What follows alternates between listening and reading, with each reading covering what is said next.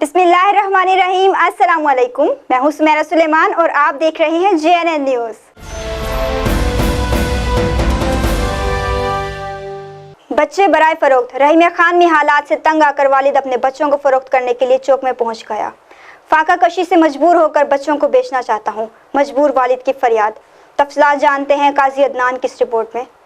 गुलशन उस्मान रहीम यार खां के शहरी रक्षा ड्राइवर मोहम्मद शाहिद ने प्रेस क्लब के सामने बच्चे फरोख्त करने के लिए डिस्ट्रिक्ट प्रेस क्लब रहीम यार खां के सामने पहुंच गया। मोहम्मद शाहिद ने मीडिया को बताया कि मजबूर होकर अपने जिगर गोशों को फरोख्त कर रहा हूं, फाका कशी पर मजबूर हूं, बच्चों की यह हालत देखी नहीं जाती, बिजली का बिल 40,000 रुपये अदा नहीं कर सकता, घर का किराया भी देना है, सुई गैस भी कट गई है, बीवी बच्चे फाका कशी पर मजबूर हैं।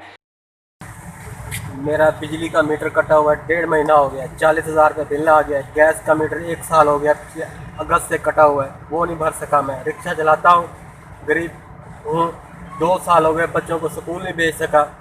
गुर्बत इतनी है, जब से लॉकडाउन हुआ 1 रुपये का काम नहीं है, 1 रुपये का काम। रिक्शा चलाता हूँ, 250 रुपये उसका ठेका है, उसके पैसे ठेके वालों को अलहदा देने मैंने। और मैं क्या करूँ, बच्चे ना बेचूँ तो और मैं क्या करूँ। 1 साल से 8 साल तक 4 बच्चे हैं, कोई भी खरीद ले। साहब हैसियत लोगों के पास क्या किसी ने इमदाद नहीं की।